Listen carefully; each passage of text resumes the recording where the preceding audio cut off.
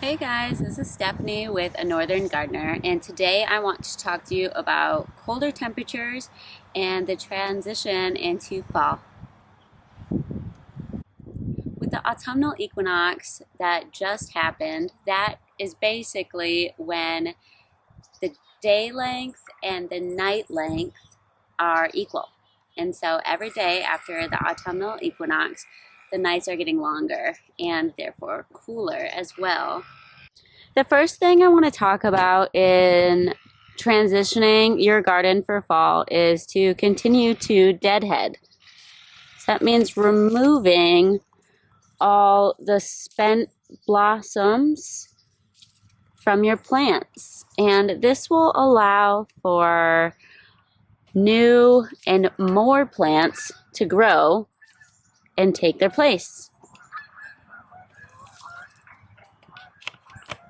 The main plants you want to deadhead for fall are mums and marigolds. If you're not on a regular fertilizing schedule for this fall season that we're in, or you haven't been in the previous season in the summer, you'll really want to fertilize for your fall plants. Your summer plants take up a lot of nutrients from the soil, and you want to give your fall plants a fighting chance. The fertilizer that I would suggest would be lower in nitrogen, because nitrogen promotes a lot of leafy growth, and you really want to get something that promotes the vegetation, blooms of the plant, and not necessarily just the leaves. So I would suggest something lower in nitrogen and higher in phosphorus. But instead of a typical fertilizer, you could just use compost as well, and just do a top dressing around the base of your plants and then water it in, and compost will provide a ton of nutrients for your fall garden. As I'll show you in a little bit here, colder temperatures can make plants a bit upset and stressed, but frost can make plants downright pissed. Some methods to try and keep the frost off your plants are an airy potato sack, sheets, row covers, an Amazon bought freeze cloth, which I've never actually looked into, and I was recently on Home Depot's website, and they actually have these pop-up tents that you can just put over your plant. That didn't seem that they were that expensive. Some tender plants that might be more prone to dying really quickly as soon as you get that first frost are peppers, tomatoes, and cucumbers and eggplant, if you're growing any of those right now. Let me show you some examples of what colder temperatures and frost can do to a plant. Here we see this brown, kind of drying, decaying leaf. We see that quite a bit over here on my banana pepper. You see the browning and the drying up of the leaves, as well as over here on my tomato plants. We have some crispy edges, and you're definitely not going to be able to see it because of the sun, but we have some crispy edges here and here as well. And it is clearly evident on the basil plants. So that right there is cold damage.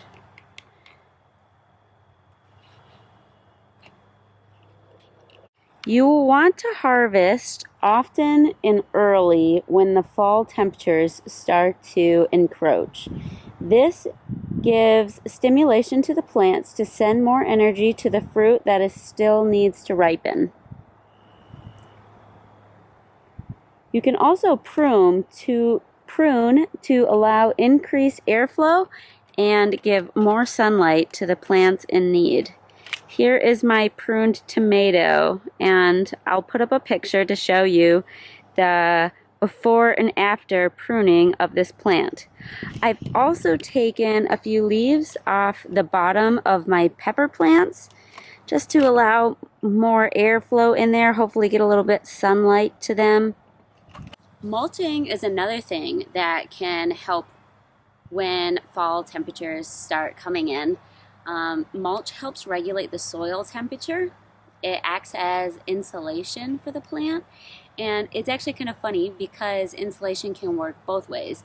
It can keep your plant nice and cool when the temperature is too hot, or it can keep your plant, I wouldn't say warm, but room temperature when the weather gets cold. Mulch breaks down, so try not to use anything with dyes and chemicals mixed in, because having a bunch of red 40 leak into your soil, leak into your plants, leak into your food, leak into your microbiome, and then your brain. If you don't know about red 40 and other artificial dyes, take a look into it. There are different types of mulch though. You can have dried pine needles, hay, leaves that have fallen, wood chips. I would highly suggest leaves. They say that you can add 2 to 3 feet of leaves to your garden, at least.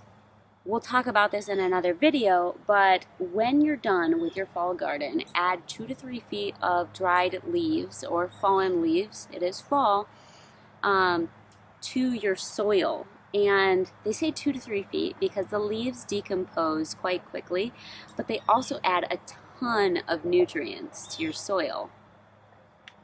However, you don't want to add anything that's poisonous, like poison ivy, poison oak.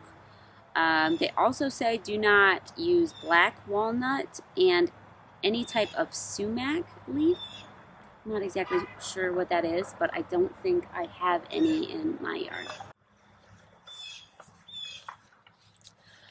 When nighttime temperatures start dropping below 65 degrees Fahrenheit, which has definitely happened now, your tender plants, again, your peppers, your tomatoes, your eggplants, your cucumbers, they're going to start showing signs of decay like I had showed you earlier. Your plants are going to start wilting, browning, the leaves are going to start curling, fruit is going to be dropping. So you're going to want to keep that in mind. You can kind of prevent that again with the row covers, the potato sacks, or you can bring your pepper inside like I did. I brought one of my peppers inside, the rainbow pepper that I didn't think that was actually going to grow.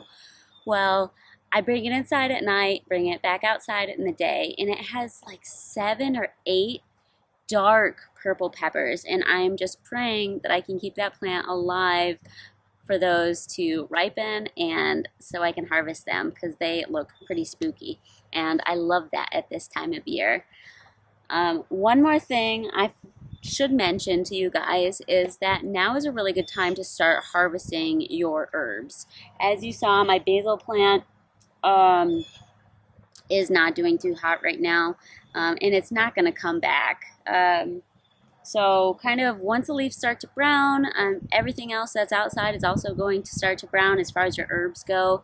They're definitely tender plants, and I would start harvesting and drying those or using those up however you so choose. Most of the information that I researched and told you guys about today was from Kellogg Gardens. So happy fall, everybody, and I'll talk to you soon. Thanks again. This was Stephanie with A Northern Gardener.